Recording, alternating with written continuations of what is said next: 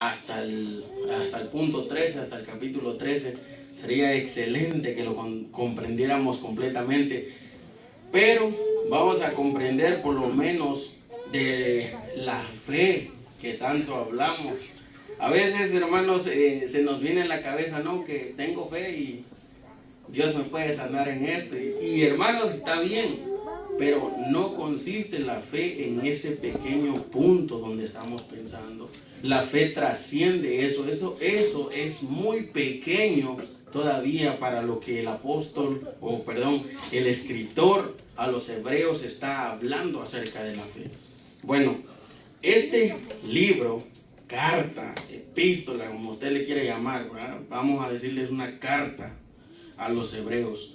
Los hebreos eran de Hebrón, originarios de Hebrón. El pueblo de Israel, por decirlo así, el pueblo de Israel, a los israelitas, a los judíos.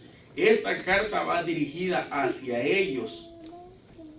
Y va dirigida hacia ellos bien detallado y explícitamente para ellos, para que ellos entendieran el concepto de lo que era la fe.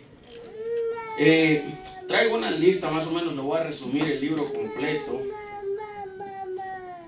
Le voy a resumir la carta completa.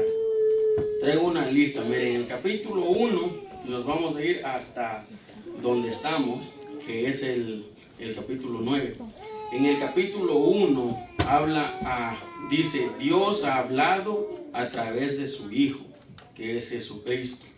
Y luego menciona otro subtema que dice, el Hijo es superior a los ángeles. Luego habla de una salvación tan grande. Y luego sigue hablando de que el autor de la fe es Jesucristo. Y luego sigue hablando de Jesucristo es superior a Moisés. Y luego sigue hablando que él mismo es el reposo del pueblo de Dios. Y luego presenta a Jesucristo como sumo sacerdote. Luego sigue advirtiendo, ¿verdad?, contra la apostasía de aquellos que se apartaban de Dios. Luego sigue hablando el sacerdocio de Melquisedec, que es con Jesucristo igual. Y luego sigue hablando de Jesucristo, el mediador de un nuevo pacto. Y luego sigue hablando el sacrificio de Cristo que quita el pecado. Y luego sigue hablando de advertencia al que peca deliberadamente. Y luego sigue hablando hasta llegar a la fe. Porque este escritor escribió bastante para esta gente, para que llegaran a comprender la fe, de lo que se tenía que hacer. Porque ellos, hermanos, primero que nada eran judíos. Estaban acostumbrados a ver otro tipo de cosas. Por ejemplo, viene Jesucristo, ¿verdad? Murió por nuestros pecados, resucitó para darnos vida. Y ahí está el sacrificio perfecto. Para nosotros como cristianos es muy normal escuchar eso ahora, porque nos lo han enseñado bastante, que Jesucristo murió por nuestros pecados y nosotros venimos y aceptamos eso. Pero para un judío no está tan fácil de aceptar eso. Ellos todavía, ¿verdad?, eran cristianos, seguidores de Cristo, pero aún en ellos vivía esa costumbre de hacer ceremonias. Querían todavía seguir matando animales para perdón de pecados. Querían seguir conservando las costumbres de los judíos, querían seguir circuncidándose, querían seguir todas las costumbres que tenían los hebreos, los ritos de purificación, los alimentos. Todavía ellos querían seguir en esa ley, aunque ellos decían, no, es que ahora ya sigo a Cristo. Pero cuando se apartaban de los hermanos, ¿verdad?, de los que no eran judíos, empezaban ellos a llevar otra vez las viejas costumbres de que, como les digo, de matar animales, sacrificar cosas. Eso es lo que ellos hacían. Ahora, el escritor a los hebreos, para que ellos entiendan de lo que es esto, de lo que es la fe, les empezó a narrar lo que ya les dije, ¿no?, que Dios habló a través de Jesucristo. para que se les olvidara completamente de que tenían que sacrificar más animales. Luego les dijo que Jesucristo era muy superior a los ángeles. Y llegamos hasta un punto donde el escritor le dice a ellos, por escrito, ¿verdad? Les dice, Jesucristo es superior a Moisés y a la ley. Y no hay comparación entre la ley y Jesucristo. Jesucristo es lo máximo. Eso es lo que le dijo este escritor en pocas palabras a los judíos de esa época. Le dijo, hermanos, ya no crean en esas cosas. Ya no hagan ritos, ya no hagan eso, porque no limpia para siempre. En cambio, Jesucristo vino y murió una vez y perdonó nuestros pecados y nos limpió completamente. Ahora, cuando Él resucitó, nosotros resucitamos con Él para vida eterna. Eso es lo que le dice el escritor a los judíos, estos que son conocidos como hebreos también. Eso es lo que le dice básicamente. Entonces, podemos arrancar el tema. Yo creo que hemos comprendido que iba dirigido para estas personas que no tenían mucha idea de lo que era la fe. Estas personas no entendían lo que era la fe. Querían justificarse todavía haciendo ceremonias y todo ese tipo de cosas. Pero el escritor le dice, ya no hagan nada de eso. Ya Jesucristo perdonó todo. Crean en eso, ¿ok? Y para llegar a ese punto donde Él le dice fe, crean en Jesucristo para que entiendan lo que es fe. Vamos a empezar a leer por acá. Dice así. Vamos a leer en el capítulo 9 para entender lo que vamos a hablar en el capítulo 11. Dice, ahora bien, aún el primer pacto tenía ordenanzas de culto y un santuario terrenal.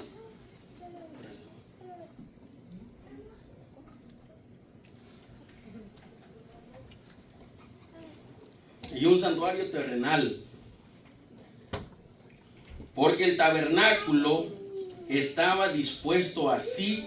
En la primera parte, llamada el lugar santo, estaba el candelabro, la mesa y los panes de la proposición. Tras el segundo velo estaba la parte del tabernáculo llamada el lugar santísimo, el cual tenía un incensario de oro y el arca del pacto cubierta de oro por todas partes, en la que estaba una urna de oro que contenía el maná, la vara de Aarón que reverdeció y las tablas del pacto, y sobre ella los querubines de gloria que cubrían el propiciatorio, de las cuales cosas no se puede hablar en detalle. Así, dispuestas estas cosas en la primera parte del tabernáculo, entran los sacerdotes continuamente para cumplir los oficios del culto. Una pregunta, ¿está la cosa esa de donde está el arca y todo? ¿Alguien lo puede traer? Para que entendamos completamente, ¿verdad?, lo que se está hablando. Dice, y así dispuestas estas cosas en la primera parte del tabernáculo, entran los sacerdotes continuamente para cumplir los oficios del culto. Pero la segunda parte, solo el sumo sacerdote, una vez al año, no sin sangre, o sea que tenía que llevar sangre, la cual ofrece por sí mismo primero y por los pecados de la ignorancia del pueblo, dando el Espíritu Santo a entender con esto que aún no se había manifestado el camino al lugar santísimo. O sea, Jesucristo no había venido para mostrarnos el camino, el sendero hacia Dios. Entre tanto que la primera parte del tabernáculo estuviese en pie, lo cual es símbolo para el tiempo restante, según el cual se presentan ofrendas y sacrificios que no pueden hacer perfecto en cuanto a la conciencia, al que practica ese culto, ya que consiste solo de comidas y bebidas, de diversas abluciones y ordenanzas acerca de la carne, impuestas hasta el tiempo de reformar las cosas. Mira, hermanos, esto, ¿verdad? Esto que nosotros vemos aquí, ellos lo tenían antes. Quiero que lo miren, pero bien. Así como lo leímos aquí, está tal cual aquí. Y aquí adentro hay unas cosas, ¿verdad? Dentro de esto, hay unas cosas que el escritor dijo que no se podía hablar en detalle, ¿no? Pero básicamente el pueblo judío de Israel vivía haciendo esto. Aquí estaban los sacerdotes, aquí venía el pueblo, a los sacerdotes, mataban a los animales para que pudieran rociar la sangre y pudieran ser perdonados, de tal manera que el sumo sacerdote, ¿verdad? Uno de estos, que me imagino que ha de ser no dice el nombre, que me imagino que ha de ser como es el que está aquí parado. Entraba una vez al año hasta acá adentro, donde dice el lugar santísimo, aquí donde usted ve como lo más amarillito, ahí entraba, aquí entraba el sumo sacerdote. Aquí entraba el sumo sacerdote cada año. Cada año entraba el sumo sacerdote para ofrecer primeramente por él, por sus pecados, y después por los pecados del pueblo. Pero los judíos, los hebreos a los que él está explicando eso, ellos estaban acostumbrados a ver todo este movimiento. Ellos lo sabían de memoria, se lo sabían tal cual está ahí. Así se lo sabían los hebreos. Por eso él les explica tan detalladamente, está así, está así, está así, y está así, y está así. Ahora, voy a seguirlo leyendo. Y mientras usted lo mira, me pone atención con sus oídos. Pero estando ya presente Cristo, sumo sacerdote de los bienes venideros, por el más amplio y más perfecto tabernáculo, no hecho de manos, es decir, no es de esta creación. Todo lo que Jesucristo hizo es exactamente eso, pero eso es de comidas y bebidas, y lo que Jesucristo hizo es espiritual y que da vida eterna para siempre. Eso es lo que hizo Jesucristo. Pero ellos estaban tan acostumbrados a ese modelo viejo, ¿verdad? Estaban acostumbrados a eso, que hace unos días estaba viendo algo acerca del Arca de la Alianza y dicen ellos, ¿qué sucedería si el Arca de la Alianza vuelve a aparecer? ¿Qué pasaría? Y esto es lo que pasaría, hermanos. Nada. ¿Por qué? Porque Jesucristo es nuestra arca. El Espíritu de Dios es el que está con nosotros. Ahora no necesitamos ceremonias, no necesitamos de comidas, ni de bebidas, ni de absolutamente nada de eso.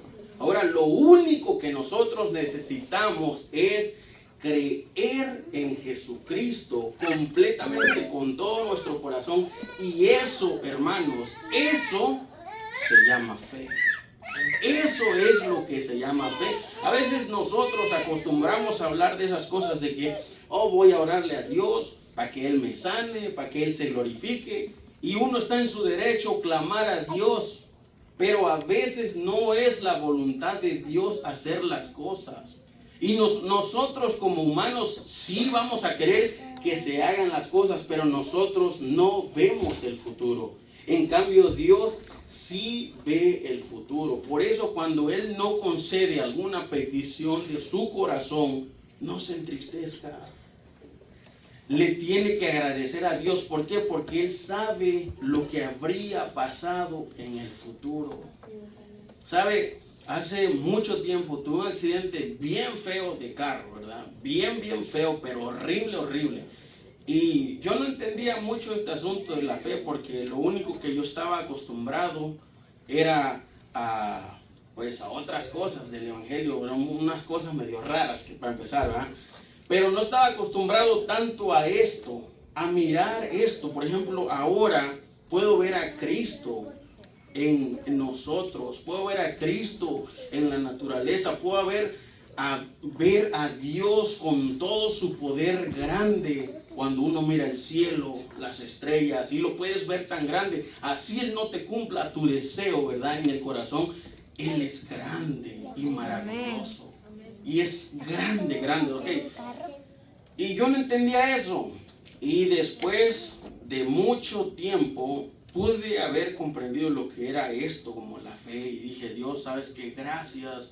Porque tal vez si no hubiera detenido en ese punto, tal vez en otro punto, pues no sé qué hubiera pasado. Pero gracias, tú eres Dios, tú sabes todo, tú lo sabes todo. Y así es como debemos de pensar en estos tiempos, que Dios lo sabe absolutamente todo.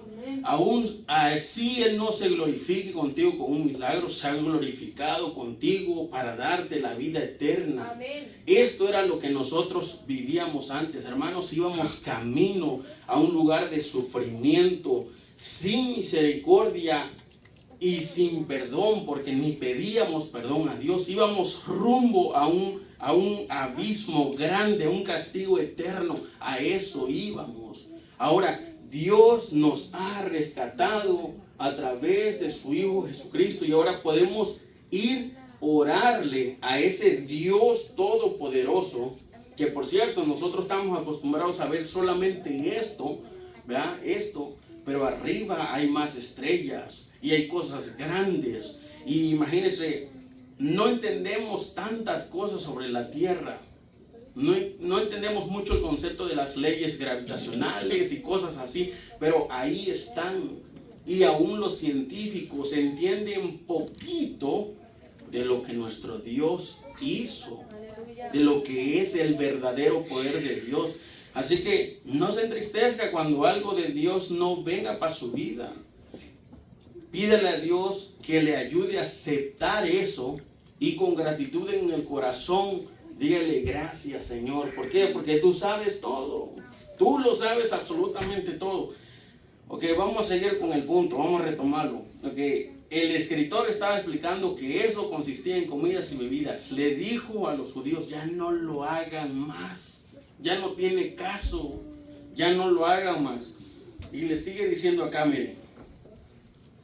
Pero estando ya presente Cristo, el sumo sacerdote de los bienes venideros, por el más amplio y más perfecto tabernáculo no hecho de manos, es decir, que no es de esta creación, y no por sangre de machos cabríos ni de becerros, sino por su propia sangre, entró una vez para siempre en el lugar santísimo, habiendo obtenido eterna redención. Porque si la sangre de los toros y de los machos cabríos y las cenizas de la becerra rociada o de a los inmundos santifican para la purificación de la carne, cuánto más la sangre de Cristo, el cual mediante el Espíritu eterno se ofreció a sí mismo sin mancha a Dios, limpiará vuestras conciencias de obras muertas para que sirváis al Dios vivo. Así que por eso es mediador de un nuevo pacto, para que interviniendo muerte para la remisión de las transgresiones que había bajado el primer pacto, los llamados reciban la promesa de la herencia eterna.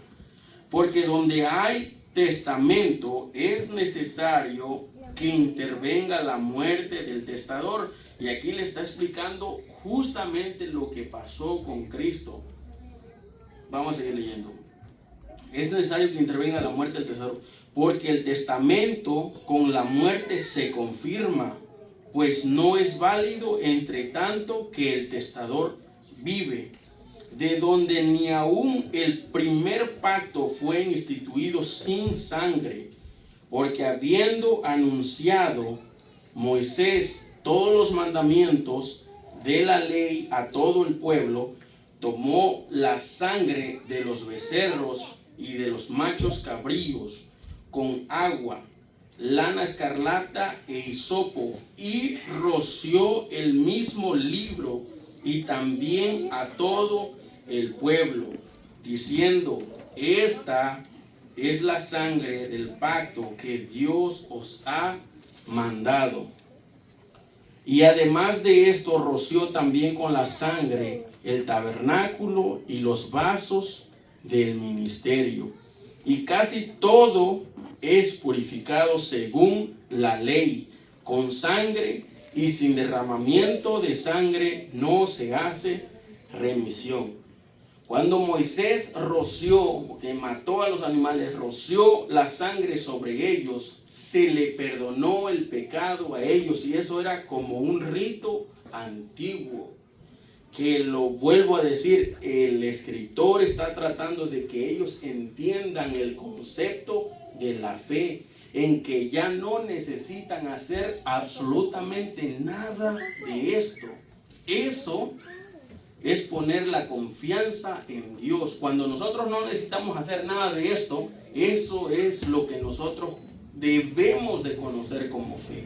Eso es lo que nosotros nos da la creencia, la credibilidad, la seguridad completa de que Jesucristo hizo todo esto espiritualmente para nosotros, y ahora nosotros lo creemos, y eso, hermanos, se llama fe.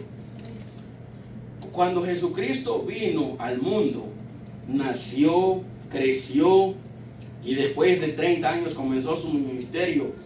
Y mire, lo que hizo principalmente fueron milagros, sanidades, porque la gente necesitaba ver algo diferente en los profetas. Jesucristo fue el maestro que hizo más milagros que muchos profetas, dio muchas sanidades y habló muchas cosas que en ese tiempo los judíos no comprendían. Eso fue la base, los milagros, las sanidades y las palabras de Cristo, que mucha gente no comprendió en ese tiempo. Ahora, después, eso significa que Cristo es nuestro fundamento. Ahora vienen los apóstoles, establecen esto, y viene más claro aún la palabra donde nos empieza a decir esto, que no tenemos necesidad de hacer absolutamente nada de eso, porque ya Cristo lo ha hecho. Y empiezan a decirnos cosas como esto: la fe, de que no peques. Jesucristo, hermanos, cuando hablaba en parábolas, y a veces el pueblo entendía y a veces no, y él mismo trataba de esconder esas cosas para que ellos, oyendo, no entiendan. Eso es lo que dice la Biblia. Entonces Jesucristo se presentó así, presentó su palabra, su ministerio, pero aún ante los ojos de ellos no había sido revelado. Cuando muere Jesucristo, asciende al cielo y resucitó, y ascendió al cielo, vienen los apóstoles con todas estas enseñanzas, doctrinas, de que necesitamos creer en Dios, de que necesitamos apartarnos del pecado, de que necesitamos conocer el amor, la piedad, la misericordia. Eso es la doctrina que se impuso, y eso es lo que nosotros somos como cristianos. Si nosotros no tenemos ninguna de esas cosas, pues es difícil que seamos cristianos. No somos cristianos. Pero si nosotros conocemos esas cosas, esos mandamientos, esas enseñanzas que pusieron los apóstoles después de Cristo, nosotros vamos a ser buenos y fieles seguidores de Cristo. Y eso es lo que el escritor está tratando de decirle a ellos. Voy a seguir leyendo. Dice: el sacrificio de Cristo quita el pecado. Ok. Dice: fue pues necesario que las figuras de las cosas celestiales fuesen purificadas. Así, pero las cosas celestiales mismas con mejores sacrificios que estos. Miren, se lo voy a leer otra vez y lo vamos a entender bien.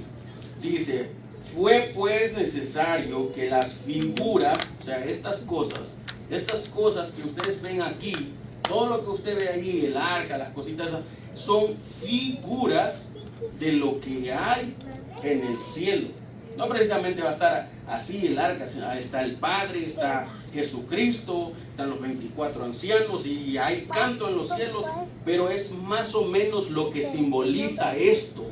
Esto es lo que simboliza como el cielo, lo que hay allá arriba, es lo que simboliza. Ahora dice, fue pues necesario que las figuras de las cosas celestiales fuesen purificadas así.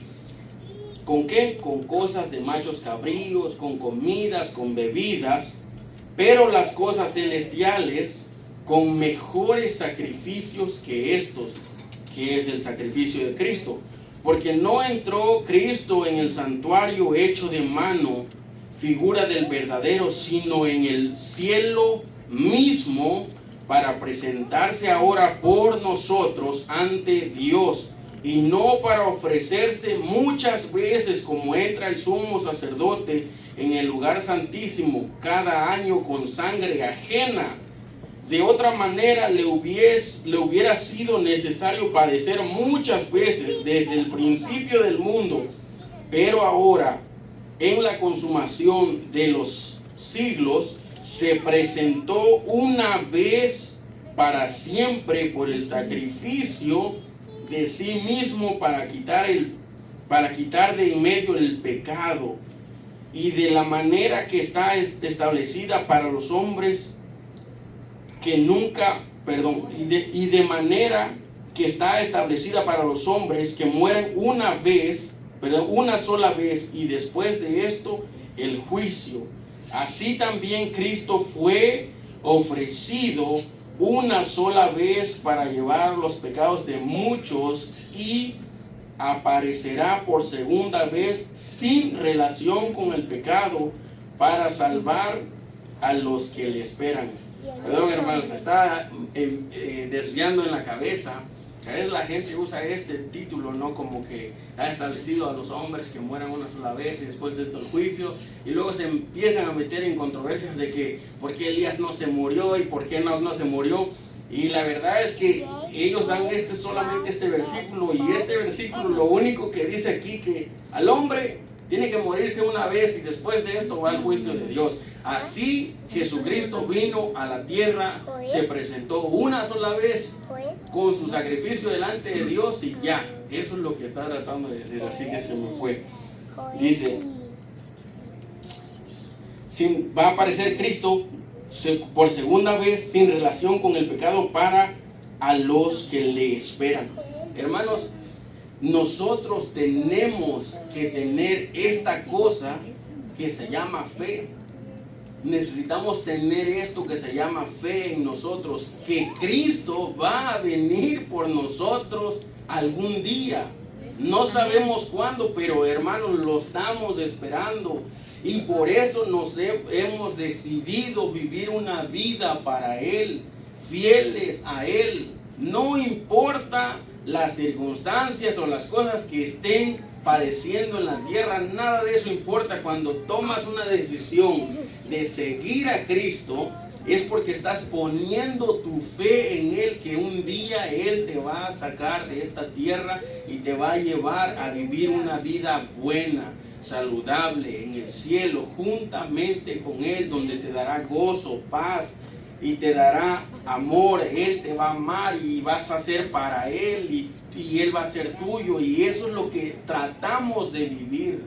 Por eso es que hemos decidido alejarnos de las cosas del mundo. Ya no andamos como andábamos antes, tal vez en borracheras, en pleitos, en tantas cosas. No andamos así, hemos decidido apartarnos completamente. ¿Por qué? Porque estamos poniendo nuestra fe en lo que ellos han dejado aquí, en que Cristo algún día va a regresar, en que Él les dará su pago a cada uno, y en que seremos salvos solamente por Él. Y eso es lo que nosotros conocemos como fe después de haber leído la Biblia. Eso es lo que yo conozco como fe después de haber estudiado estas cosas. Eso es lo que es fe, y nosotros cada día que necesitemos tenemos que leer esto. Esto es lo que nos va a avivar, esto es lo que nos va a dar la confianza. Aquí están todas las respuestas a las preguntas que usted pueda tener. A todas las preguntas que pueda tener. Por ejemplo, vamos a suponer que usted está sufriendo o padeciendo por alguna cosa, y usted se va aquí y va a encontrar a muchos hombres de Dios que también sufrieron, pero que estaban contentos y gozosos porque tenían esa fe dentro de ellos que un día se iban a ir con Dios. En el capítulo 11 me gusta mucho una parte donde dice que había algunos que tenían fe de que sus muertos recibieron la vida de vuelta, o sea, resucitaron. Pero había otros que tenían mucho más fe, que no quisieron que resucitaran. ¿Por qué? Porque dicen, no, pues va a estar mejor con Dios. Y eso es lo que nosotros tenemos que tener en nuestra cabeza.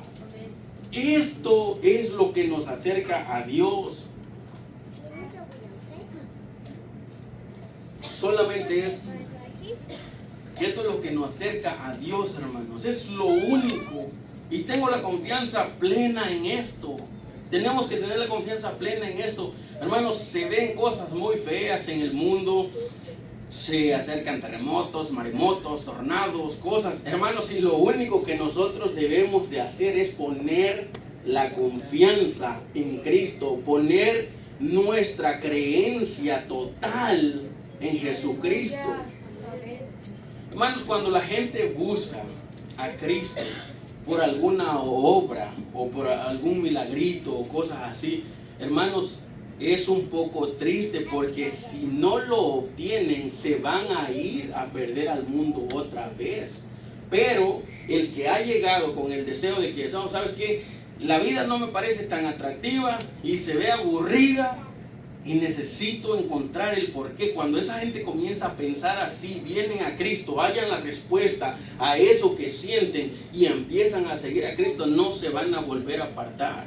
¿Por qué? Porque en Dios encontramos todo, encontramos absolutamente todo, todo, hermanos, todo. En Dios podemos estar padeciendo, porque el mundo padece y los seres humanos están padeciendo y padecen todos, ¿verdad? No hay uno en excepción, padecen todos. Pero en Dios tenemos la tranquilidad que si nos morimos, vamos a ir a un descanso eterno con Dios. Y los que no están en Dios, si llegan a morir, van a ir a un castigo eterno por no haber puesto su confianza en Dios. A pesar de que Él dio a su Hijo para que todos fueran salvos. Pero como estas personas no quieren poner su confianza en Dios, pues lastimosamente se van a perder.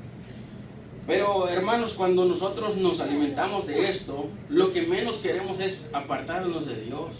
¿Sabe? Hay días que no son tan buenos, por decirlo así. Hay días que son muy buenos, de alegría, felicidad. Hay días que no son tan buenos, pero tenemos que seguir creyendo en Dios. No hay nada fuera de Dios. No hay vida fuera de Dios. Todo lo que tenemos es aquí, hermanos. Le voy a decir una cosa: si un día pecó, venga, arrepiéntase, confiésele a Dios, olvídese del pasado, no pasa, ya olvídese, ya pasó, olvídese, vuelva a venir a Cristo, levántese, échele ganas, acuérdese que tenemos que pelear nuestra salvación.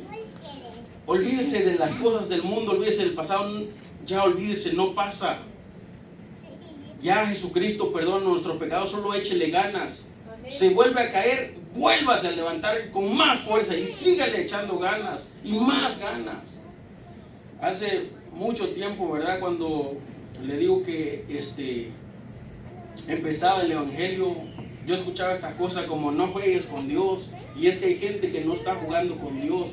Hay gente desesperada en su pecado, tratando de salir adelante, luchando. Y a veces cuando están escuchando esa palabra de que no juegues con Dios, no están jugando con Dios. A veces simplemente están tratando de pararse otra vez, de echarle ganas y de volver a los brazos de Cristo. Porque el mundo para la persona que conoce a Dios y que ha disfrutado del amor de Dios, el mundo es horrible. El mundo es malo, es feo, no tiene nada. Pero cuando una persona cae, se tiene que volver a levantar. Tiene que echarse la mano de Cristo Jesús. Tiene que olvidarse de que Él no va a ser salvo porque Él puede. Él va a ser salvo porque Jesucristo lo va a auxiliar.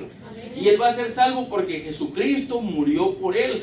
Porque si esta persona, por muy recta que fuera en el mundo y no tiene a Cristo, no se va a salvar. Así que esta gente necesita echar la mano a Dios. Que Dios les ayude con sus cosas. Que se levanten una y una las veces que sean necesarias, pero que se vuelvan a levantar. Que le echen ganas en las cosas de Dios. Hermanos, no sé si lo vamos a ir extendiendo, pero estas cosas son demasiadas. Como le dije, desde el capítulo 1 habla de Jesucristo. Empieza a hablar de Jesucristo explícitamente, detalladamente. ¿Para qué? Para que los hebreos crean en esta cosa que se llama fe. Para que los hebreos pongan totalmente su confianza en Cristo y ya no en estas cosas. Y si seguimos leyendo, hermanos, eso va a seguir siendo lo mismo, va a seguir diciendo lo mismo. Crean en Jesucristo, hace comparaciones, hace más comparaciones. Por ejemplo, ya en el capítulo 11 está la fe, y luego en el capítulo 12 empieza otro que se llama puestos los ojos en Jesús. Y luego está otro que dice los que rechazan la gracia de Dios. Hermanos, está hablando de Jesucristo. Y el capítulo 11, que está dedicado completamente a la fe, dice esto en poquitas palabras. Y agárrenlo, hermanos, y hágalo, pero suyo esta palabra, que es lo único que importa esta noche. Dice: pon tu confianza completamente en Dios, que Jesucristo vino, murió por ti, resucitó para darte vida, y si tú crees en Él, estás adentro del equipo ganador. Pero si tú no crees en Él, estás perdido y estás condenado eternamente. Esa es la condenación eterna. Eso es lo que dice el capítulo 11 en poquitas palabras. ¿Quiere leerlo completamente? Léalo completamente. Léalo, pruebe completamente lo que dice 1, 2, 3, 4. Pruebe la carta de Hebreos completa, que habla acerca de Jesucristo y la creencia que tenemos que tener en Jesucristo. Y solamente en Jesucristo, en nadie más. Aquí vamos a ser salvos por Jesucristo. Nunca se olvide de que solamente es a través de Jesucristo que vamos a ser salvos. Hermanos, yo creo que pues es clarito esto y no hay ni para dónde darle. Siga leyendo, confíe en Dios, confíe plenamente en Dios. Un día nos vamos a ir de esta tierra. Un día, hermanos, un día nos vamos a ir de esta tierra. Y bueno, hermanos, que Dios nos bendiga, que nos cuide, que nos ayude, que nos guarde y que siempre nos dé de su voluntad, y que sus pensamientos estén en nosotros para que podamos ser vencedores en este mundo, porque este mundo aprieta, y cuando aprieta y nosotros no estamos bien agarrados de Dios, nos asfixia. Pero sonriamos, que Dios es bueno y maravilloso. Que Dios les bendiga. Amén.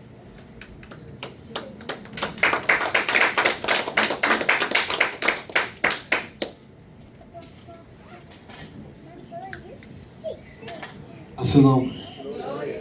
¿Qué aprendió, hermano? Vamos a ver un voluntario. ¿Qué aprendió hoy? Vamos a ver un minutito. ¿Qué aprendió?